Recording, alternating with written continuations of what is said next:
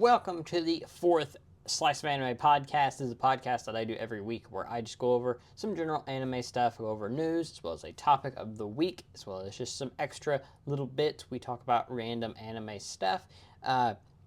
This week we have a few interesting stuff to talk about, so we're going to get on into that.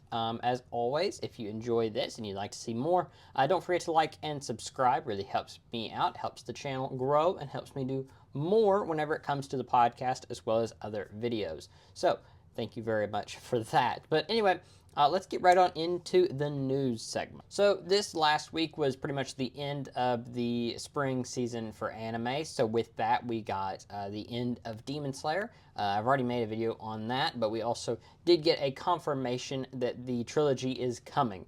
One interesting detail that I've heard a few people talk about is that they are saying that the trilogy is just the Infinity Castle arc. It's not the Sunrise arc, which is the final arc. I don't agree with that. I think it would be dumb of them to do 3 movies and then go back to the anime series format to end it. I don't think that would work. I think that would be quite bad, actually, because then you're going from really high quality scenes to really mediocre scenes. I don't want to say mediocre. The show is very good, but you're always going to have better quality whenever it comes to doing, a film is always going to be better than a series. So that is just evident. I don't see how they can do that and make it make sense. As well as this, I also, another piece of news that came out that is relevant to me is, in some ways, is that Aqua's, or the second Love Live group, announced that they are going to be doing their final Love Live main concert next year. Pretty much this is just meaning that they are going to stop performing as a 9-person group. They said they still will perform as solo groups or solo events by themselves, or they will perform as 3 of them, as well as a few of other groups.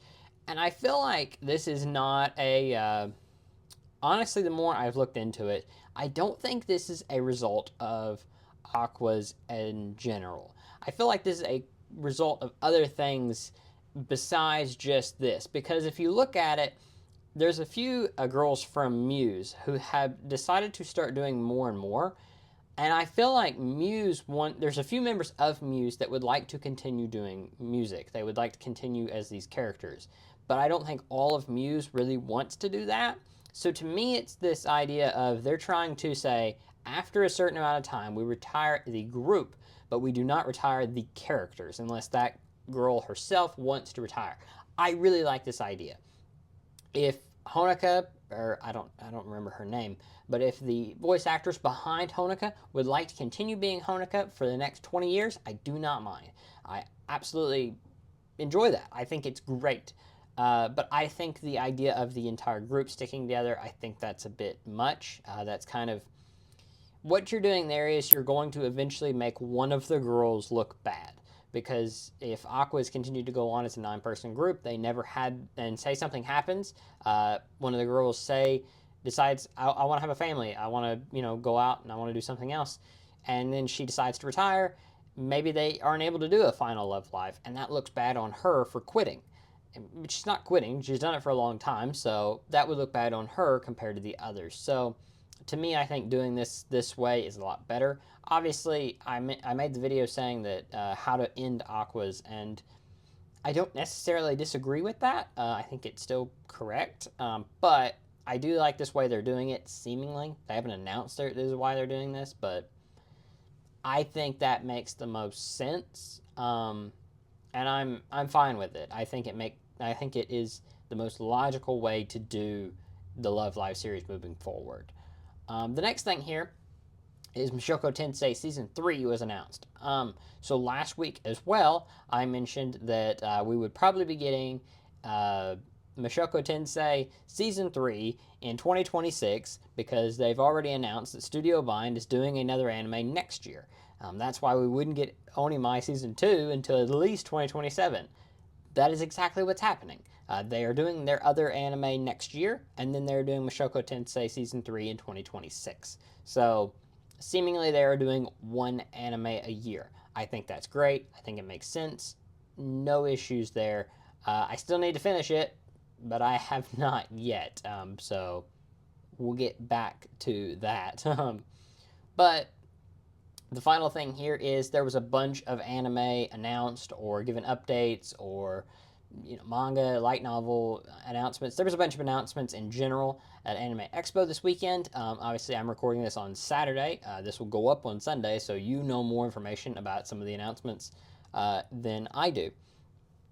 Excuse me. But we did get the Witch Hat Alter this. We got that announced. I'm very or this. We did get that announced, and I'm very excited about that because this is a series that I have been very intrigued by. I've only had volume one. I read it and I was pleasantly surprised. Nothing that I was like, I gotta have volume two. It was good though, and I'm probably gonna check it out whenever it comes out. The visuals look very good from what I have seen, so solid plus on that. Another thing that I want to mention is something that's kind of cool that you may be interested in is that we did get a Nascar anime car this weekend in Chicago. They're having a race this weekend, and they are putting out Jujutsu Kaisen is on the side of one of the NASCARs. That's really cool, as well as McDonald's is doing a Jujutsu Kaisen promo now. I really enjoy that. I thought whenever we got the McDonald's thing, I thought that was a one-off. I didn't think we'd ever get anything else beyond that in being with McDonald's. Obviously, that's not the case. Obviously, they're going to be doing more. I love that. I think it's great. I think getting anime more mainstream is great. I know a lot of people will say, we don't want the casuals in here. Yes, we absolutely do. Maybe you don't want your casuals in a certain anime fandom, and that's fine. I understand. You don't want Western ideals to leak into anime. Western media right now is kind of an odd place to where we're getting to where they worry more about what the public thinks instead of just making good stuff. Anime doesn't have that problem right now, mainly. But we don't want that to happen. But we do want more people to watch it. We do want it to be more of an international thing. Right now, besides Demon Slayer, whenever an anime movie comes out, we pretty much have to wait about 6 to 12 months to get that anime film in the US. It would be great if that did not stay that way. It would be great if whenever a movie releases in Japan that's an anime movie, it releases in Japan on, say, like one weekend, the next weekend it's in America. That would be fantastic. I hope that is the case someday. And without more fans, without more demand to see these movies, that will not happen. So, holding out hope that one day that will happen, but we have to accept stuff like this. But anyway, that is it for the news segment. I don't really have anything else this week. Obviously, I could go through a bunch of the Anime Expo stuff, but I'm really not going to dive into all of that. Maybe I'll talk more about it if there's something really big that I missed this weekend, because like I said, it's not over yet. So if there's anything big that I feel like I need to talk about, I'll talk about it next week, but nothing yet has grabbed my attention. They gave us some updates on ReZero, but nothing that I'm like, I got to talk about that right now. It's just standard stuff so that we get every year. So no real worries there. But the next thing we're going to talk about today is our topic of the week. So we are now in July. With July means we are halfway through the year, which means that we have watched half of the anime that will be released this year. So what I'm going to do today is I'm going to tell you my top 7 anime in no particular order. Obviously, I'm not going to spoil what my anime is, so my favorite anime is right now. I will save that for the end of the year. That might change before the end of the year anyway. So we're going to kind of go through my top 7. Why 7? Well, there's only real 7 that I feel like deserve to even be in this conversation right now. Obviously, there's a few that I haven't watched yet. I've not finished Mushoku Tensei. That's not in my top 7. Does that mean it doesn't deserve to be in my top 7? No. But it's just not there yet. So we'll talk more about all of that, once I watch it and complete it, and I can talk about it then. So the first one here is one that I'm actually not going to talk about that much because there will be a video coming out either this Wednesday or the next Wednesday, and that is Sound Euphonium. Sound Euphonium Season 3 aired this year. and it aired in spring, and I loved it. Is it as good as season one? I do not know, because season one is amazing. If season one was to have aired this year or last year or 2021 or 2020 even, I feel like it would have been anime of the year, no issues. Season three is good, and it's very, very good. But I do think it's a bit rushed in a few areas. Not majorly. I think the final, like, 7 episodes, it's a 13 episode season. The 7 last episodes are really good. I feel like the first 6 are a bit rushed.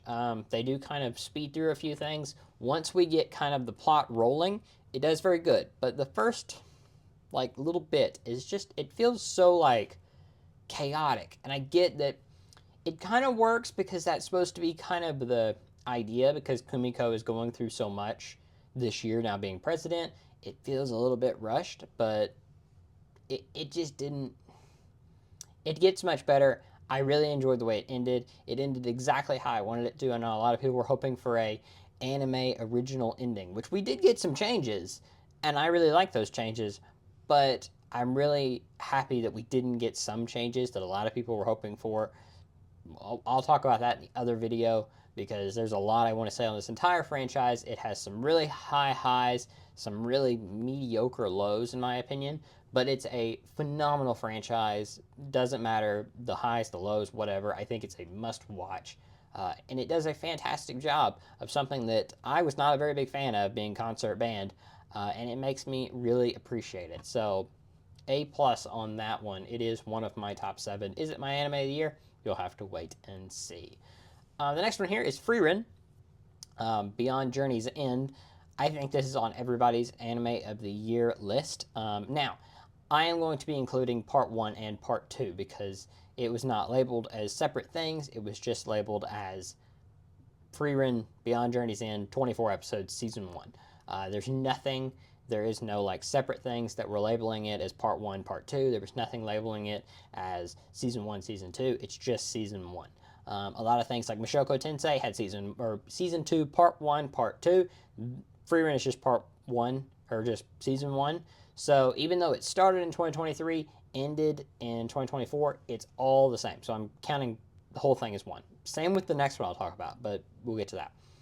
But Frieren is fantastic. I think the only thing that hurts Frieren is I think the second part of it is not as good as the first part. The arcs in it. The first arc to where she's meeting Fern, she meets everyone. I think that's fantastic. I think it's 10 out of 10. Amazing. The second arc is like a 9 out of 10. Now, is that bad? No. Most anime get 9 out of 10. I'm thinking they're fantastic, like amazing. This, I'm like, you could have been so, like, you could have been a masterpiece, and it's not quite a masterpiece, but it's very close. But I think that it was a little bit less impactful than the first. Now, obviously, we are very, very early on in this story. And I think Frieren has the biggest chance of being a disappointment in most people's eyes as the series progresses. Even the manga and I don't think there is a light novel. Manga is very early on. It is not much further than what the anime is, so we're going to have to get a little bit further before we even get more anime. But it's going to be interesting to see Frieren as it moves on. But I really enjoyed Frieren. I think that the characters are fantastic. Even the characters we meet later on in the arc that I don't really like as much are great. The villains are very interesting, compelling. And then there's some characters that are kind of like not a villain, not a hero. And I think they're great as well. So really interesting series. And it takes this idea of a fantasy world and really does a really interesting job of making it compelling in a series, or in a whole, like, our world of being oversaturated in fantasy stuff and isekai stuff. It's not an isekai, but I'm just meaning isekai are mostly fantasy. But in a world where we're oversaturated with a lot of fantasy stuff, it stands out. And that's something that you can't say about a lot. The next one here is The Apothecary Diaries. The Apothecary Diaries is, amazing in my opinion. It was something that really surprised me whenever I watched it. I really, really love the main character. I think the music in it is amazing. I think the visuals in it are some of the best we've got this season. Now, probably the best would still be Sound Euphonium just a little bit, or another one we might talk about here in a minute, but I don't even know. I think this would be real close. This and Sound Euphonium. But I really enjoyed this one. This one just blew me away in this type of. I don't really like this old type of, like old timey historical type setting. It's really hit or miss for me because I really like historical stuff. I really like watching historical stuff. And if it's done incorrectly, then I just don't like it. It takes me out of it. I'm like, why did you even try that if you're not going to do it correctly? This does really good at making it seem authentic. It makes it seem like just really it's a really interesting world that is developed here, and I really enjoyed this anime. We're getting season 2 in 2025, so we'll be seeing more of it very, very soon. But it is one of my favorites of the year. Is it anime of the year? We'll have to find out. The next one here is Jellyfish Can't Swim in the Night. This is an interesting one because a lot of people had the opposite reaction that I did. A lot of people said that the first half was really good, the second half was not as good. I really liked the second half. I was kind of mixed on the first half. That's not to say it was bad. It was like once again, like a 8 or 9 out of 10 going into a 9 or 10 out of 10. So, really good, like, latter half. The first half was not bad. My issues with it were just that I really didn't. I don't want to say that I didn't connect with the characters, but I was like I just didn't like the storylines they were going with. It felt like they were just going like halfway with them. We were getting like somewhat of a storyline, and then they would say, they would kind of backtrack. It didn't feel like they fully committed to things. And that changes about halfway through, in my opinion. We get, and I know this is going to be a red flag for some of you, so if you're offended by this, skip ahead 3 or 4 minutes. But we get a really good, she doesn't come out and say it, or they don't come out and say it, but it's a really good description of a, non-binary character. I really like that. We also get, in a way that is not talking about, transgender character, she's not transgender, but she changes her name in the story. And it's a big, plot line, especially towards the end, about being her mother calling her old name when she does not want to be called her old name. That is a really interesting way that I've never seen anime cover of being, like confronting your dead name. And I like that a lot. I think it's handled very well. And I love the way that it's handled at the end, and I think it's great. So I gotta really, it's only an 8 or 9 out of 10 in my opinion, but what really elevates it to the same level as the 3 that I've talked about up until now is that they try stuff that other anime is afraid to try. And I really am, I appreciate that. That's why I wanted to love Wonder Egg Priority more than I did, because they really tried to push some boundaries that anime doesn't cover. And then they completely floundered it. But this one does not. The visuals are great. The music is great. The voice actresses, they're fantastic. So I think this one is worthy of Anime of the Year. Is it there? I don't know, but we'll talk about that as the year goes on. This one I feel like I will begin to appreciate it more as the year goes on, or it will begin to fade and I'll forget about it by the end of the year. But either way, we're going to talk about it by the end of the year, I'm sure. Now, the next one here is one that I am very, very happy with, and it is still something that I think was a great moment in anime, and that is Gushing Over Magical Girls. There are some anime coming out this season. Mostly, I'm going to be talking about 2.5 Dimensional Seduction, to where basically it's coming out and it is an ecchi manga. And first episode comes out and it's censored. It is not showing us fully anything. It's censoring everything. And then they're gonna say, well, if you want to see the full thing, buy our Blu-ray, buy this. No, no. Gushing Over Magical Girls proved something that I think a lot of anime companies need to realize. And that is, if you give us the uncensored version, if you give us the anime you made that you intended on your fans watching, then they'll buy the Blu-ray anyway. Gushing Over Magical Girls has sold so many Blu-rays in Japan. Like tons. Like it is like top 5 best-selling Blu-ray of this year. That's a lot. And I think we need to use that as a way to show other anime companies, look, stop censoring these ecchi manga or stop making anime of them. Gushing Over Magical Girls was just, it was like, here's what you're getting. This is it. We're not going to censor it because that goes against what we made. And they do it great, and it's in a tasteful way. It makes sense. It's a funny series. It's a great series animation-wise. Even ignoring the ecchi parts, it's just a great animated series. It's just so much fun in an ecchi series. This is what ecchi series should be. A just fun series where all the characters make sense. It just works. So I hate that we're backtracking with 2.5 Dimensional Seduction, and we get 2 seasons of this. This is going to go on for summer and fall, so we're going to have more and more of this going on, and that's so disappointing. And I guarantee you this: I'm gonna write it down now. No one will be talking about 2.5 Dimensional Seduction come fall. No one will.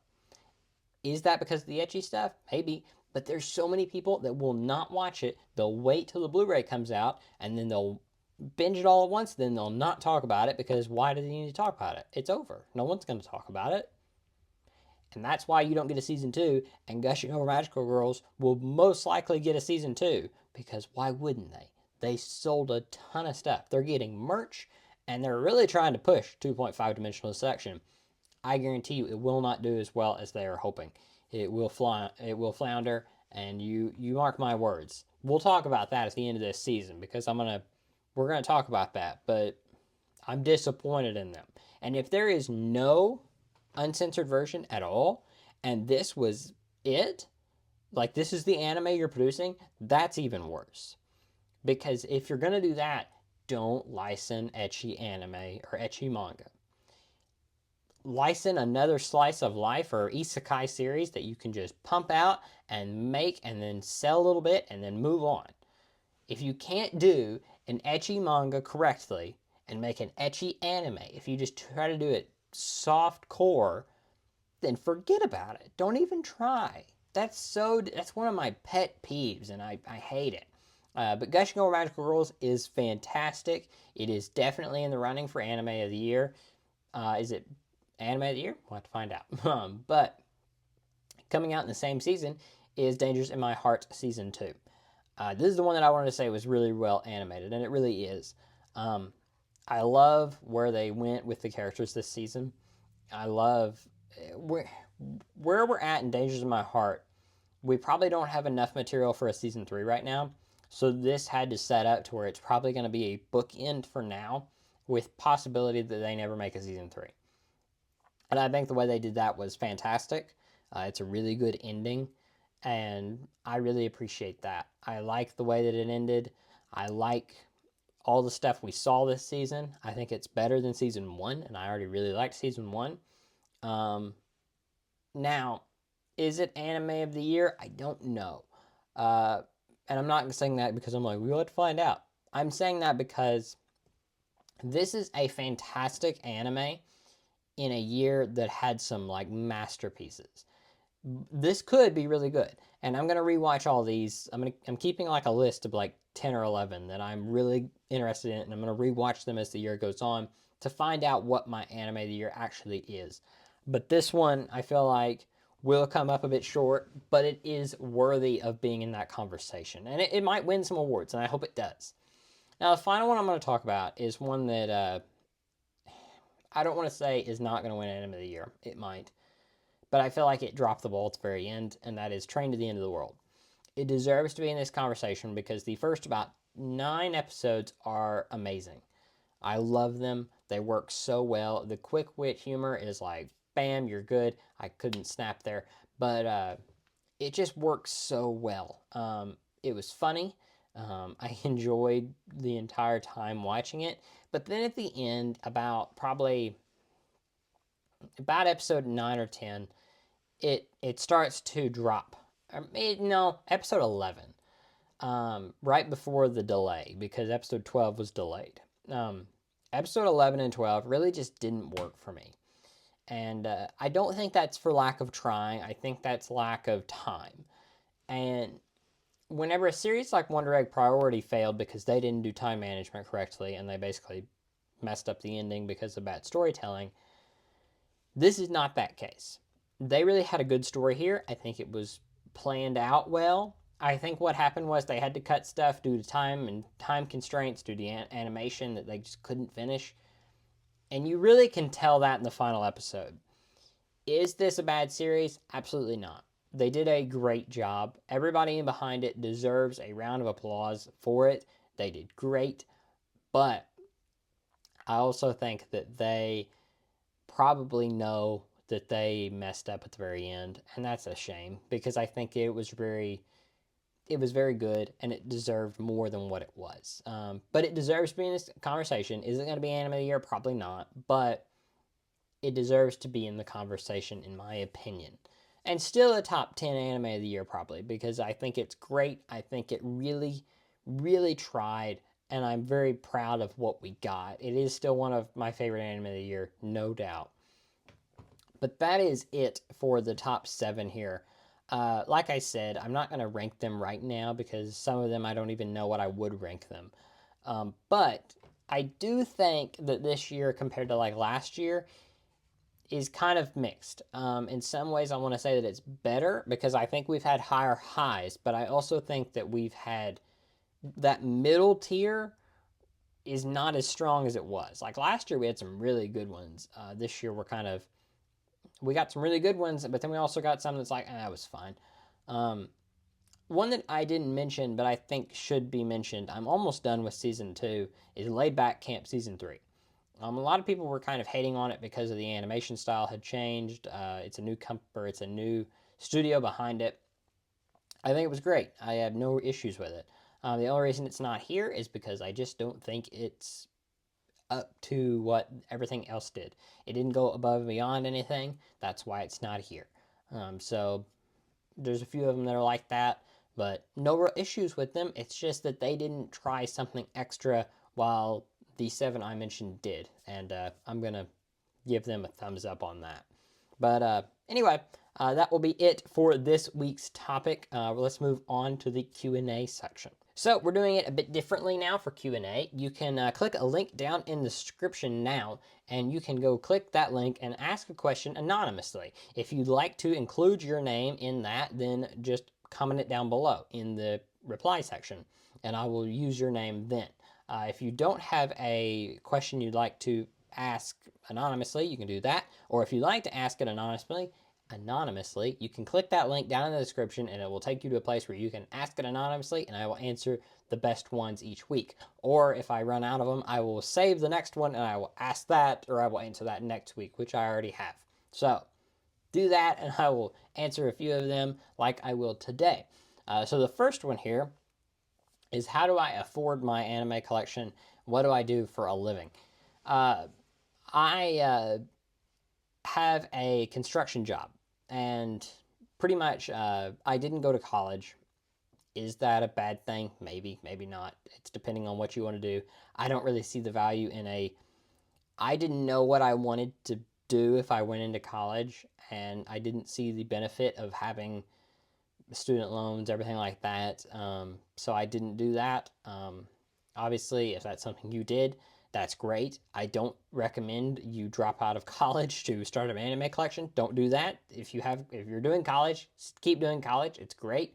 Uh, but I didn't do college, so that freed up some money. I bought a car very young, a newer car that had a car payment up until a few years ago, and it's now paid off. So I don't have that car payment anymore. So that's something else. Um, I was very grateful to have a home that I didn't have to pay a lot for.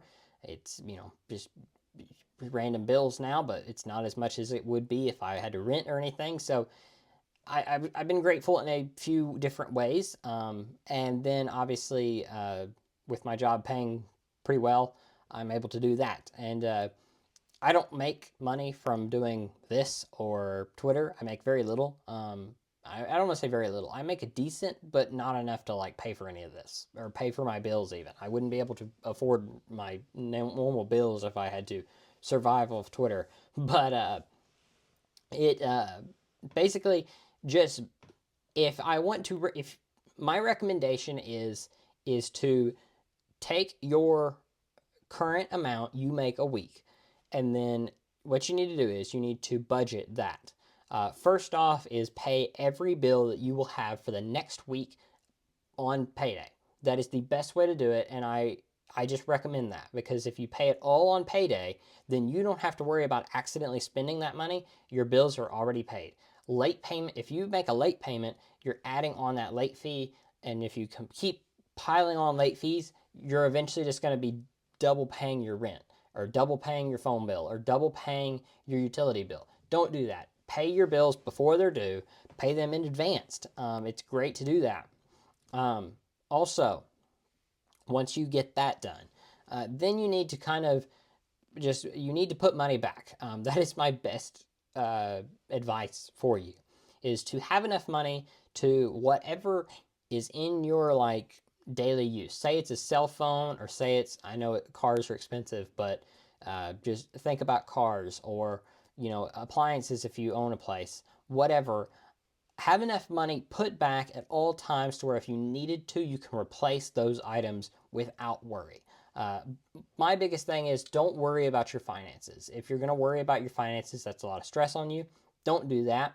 So if you have money put back, that's not a stress on you. That makes your life much easier. I know that's not possible for everybody, but if you're able to put back even $25 to $50 a week, it does pile up very, very quickly. And don't spend that. Just keep piling it up. Eventually, you'll have a big chunk, and then that will be you'll be very grateful for that whenever something does go wrong. It will really, even if you lose your job or if something like that happens, you're able to use that money then, and it's very, very helpful then. And like I said, just $25, $50 a week, even if you can only do like 10 a week, do that, because as time goes on, you will be very happy with that. PayPal does a thing now to where you can immediately put like certain money in your PayPal balance each week.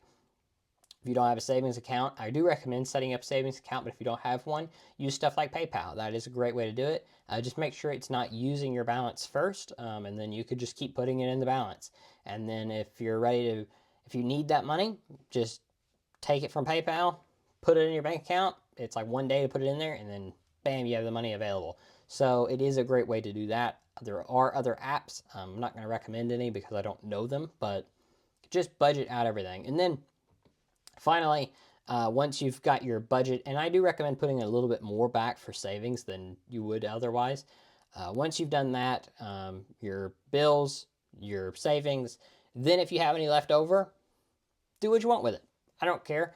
I know some people would say, put all that money, whatever your bills are, put everything back into savings. Don't do that. That's boring.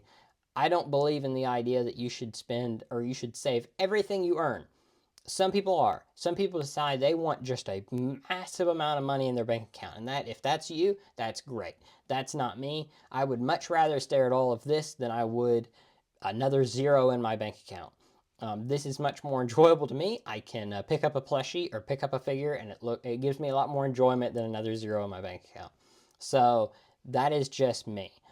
So anyway, that's what I do. That's how I get all of this, and I think that my way is just, it makes it simpler. It makes it, you know, just, it works better that way. Another tip that I will give you real quick is that pre-orders.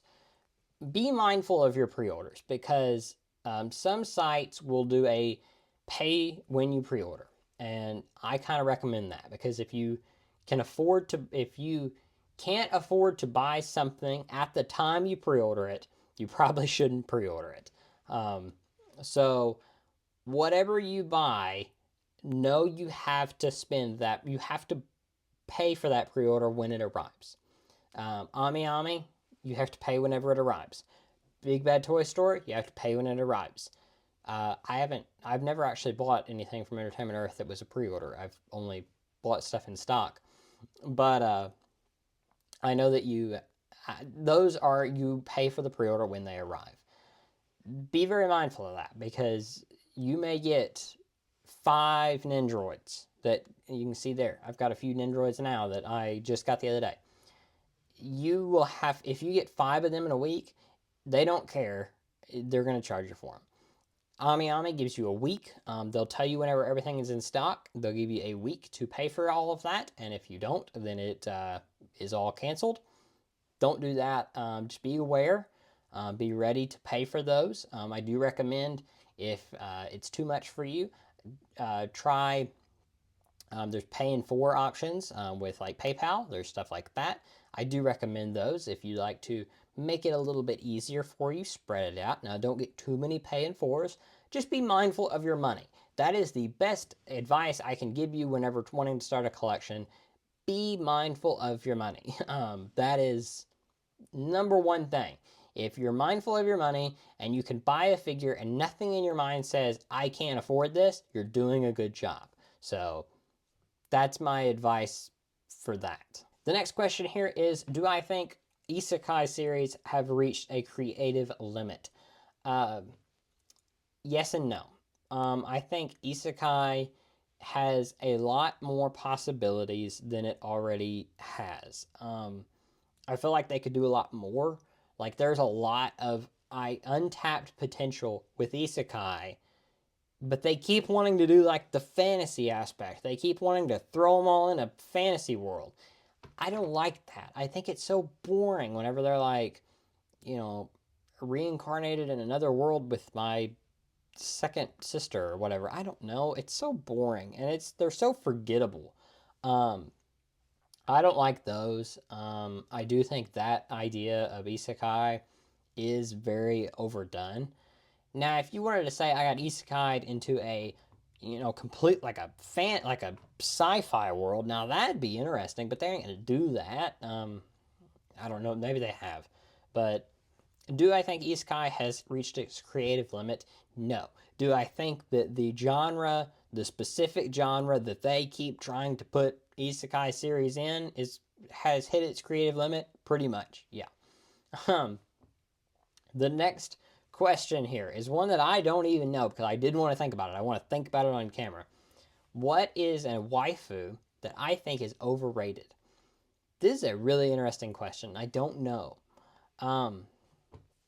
So there's so many waifus that I think you could argue are overrated, but I don't think they are. Like Mai from Bunny Girl Senpai, I don't think is overrated. I think she's great, and I think she really works. I don't think Chizuru and Ruka are overrated from Rent a Girlfriend. I think they're probably underrated because everybody hates them. So I'm going to say a really tough one here, and that is Miku from Quintessential Quintuplets. Everybody says she is the main girl, or like best girl from that series. I think she is the equivalent of like stale bread. That's being a bit harsh. I like Miku, but I think she is a bit overrated. I think the other characters, all 4 of them, are much, much more interesting. But anyway, besides that, I don't really know. I'm going across the room here. I really like all of the Love War Girls. I think they're great. I like Yor from Spy Family. I like all the Zuki-chan girls. Don't think any of them are overrated. So I can't think of any more just looking around here. I think Miku. That's it. That's all I got. Miku's the most overrated anime girl of all time. Hold your fire. I'm sorry. I don't mean it. But anyway, like I said, if you'd like to leave an anime question, leave it down below in the comments or in the description. There is that link where you can click and you can ask it anonymously, and you can ask me whatever you want. Do a fun question, do a serious question like the money thing, or just do a completely random one. I don't care.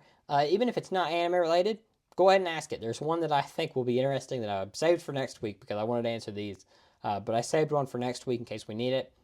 And so it's not anime related really at all. So hold out and we'll check that out next week. But don't forget to do that, and it really will help me out in getting some interesting questions for you guys. So this next part of the show is the off-topic section. This is where I can just basically talk about whatever I want, whatever was interesting to me last week.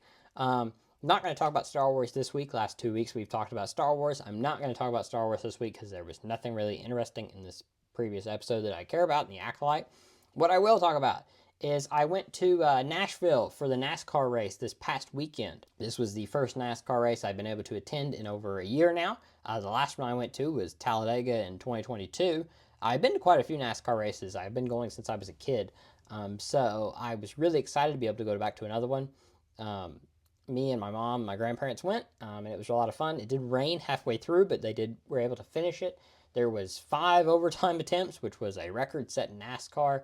And Joey Logano won, which was the 4th time I've seen Joey Logano win. I've seen him win twice at Talladega and then once at the Bristol Dirt Race, and then now at Nashville.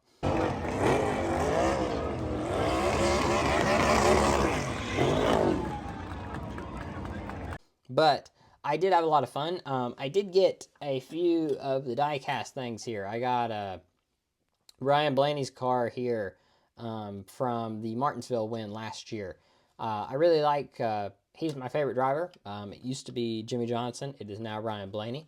But I got the Martinsville win, and then I also got his champion car from last year. So I am very happy to have this. I have now, besides his Talladega win, which I don't have yet because it's not, the lady I get them from does not have that one yet, but it should be coming in any week now. I do have all of his 124 scale diecast from his first win back in 2017 all the way up until now. So there is now 10 of them that are out, if you include the Talladega win from last year that I don't have. Obviously, his 11th win was this year. I also have his dual win and his all-star win, which is pretty cool. But obviously, besides that, going back to the Nashville race, I had a lot of fun. I don't know if I will be able to go to any more races this year. I'm trying to see if I can go to the Atlanta race in the fall, but I'll let you know if I do. We'll do another section on it if I talk about it there, but we'll see. I haven't bought any tickets for that yet, so we'll see when that time comes. But anyway, that will be it for this section. Not a whole lot I wanted to talk about, just kind of something fun. Talking about NASCAR in general, the way that I thought I would be like, because I had planned to make this section before last week, and I was like, okay, let's talk about what silly season will happen. Well, Harrison Burton got kicked out. Josh Berry's going to the 21 now, so we know that's going to happen. I still think, and Shane Van Gisbergen won a race today. He's obviously going to get that 3rd seat at Trackhouse. I actually think Zane Smith will actually go to Colleague next year. I think that makes the most sense, and that it will be a kind of 4th car for Trackhouse, but that's beyond the point. But there's not really a lot to talk about the playoffs either. I think we kind of know what's, unless somebody outside of the top 16 wins, we know what's going to happen with that. Joey Logano kind of locked that all up. Could Bubba win at like Daytona? Maybe. Michael McDowell might win there. There's a bunch of them that could win. I mean, Austin Cindric won at Gateway, so there's possibility of all that. But we'll see. I'm going to talk more about that as the playoffs come. I'll give you my playoff predictions and everything like that. So plenty to talk about as that gets closer. So don't worry, we'll talk more about NASCAR, but I just want to kind of give you my update, tell you what I got and everything, so that that is it for that section. So anyway, next week we have a few videos coming out. Like I said, we will be getting it'll either be the sound euphonium video, or there's another video that I'm working on that I'm not sure if it'll be ready yet. One of them two will be out on Wednesday. We did get a Ami Ami box. We did get some really cool freeing figures, as well as something really cool that I'll be making a video on very soon. But we'll be unboxing that on Ami Ami box on Monday, which will be tomorrow. And then we will be unboxing one of those freeing figures on Friday. So we got two really cool unboxings, and then a random, or either sound euphonium or another video on Wednesday. So stay tuned for all of that. Like and subscribe if you do want to see those in your recommendations or your subscription feed when they come up. Before I go, I do want to quickly say that the winner of the Ruby giveaway from about 2 weeks ago now was May 11576. Congratulations to May. They're the winner of this giveaway. Now, this giveaway I thought went pretty well. We will have more in the future. It might be a little bit, but we will have more in the future. I'd like to kind of figure out a better way of doing it going forward, but we will figure that out as we go. But thank you to everyone that entered, and I hope you all did enjoy that video and did enjoy the giveaway. Finally, the topic for next week will be, I'm going to rank every Love Live girl. I don't know how many there are now, but I'm going to rank every single one of them. This will be an interesting take. I've not done this in a very long time. So we're going to go through them. I'm going to really look into all of them this week, and I'm going to make a comprehensive list all the way from the bottom to the top, and we're going to talk about every one of them. That'll be a fun video, so stay tuned for that. But anyway, that will be it for this week's podcast. Next week will be the 5th podcast, and they have done very well. I expected them to do very badly, actually. With them being longer, I thought they would do pretty bad, to be honest. And they've done pretty good. They're actually performing pretty much on par with my other videos, so I'm happy with that. And they're doing very good for watch hours, so I'm happy with that as well. So we're going to keep going with them, and maybe we'll finally get to monetization with these. So anyway, thank you so much for watching. It really is a help to me whenever you do this. And I will see you guys next week. Bye.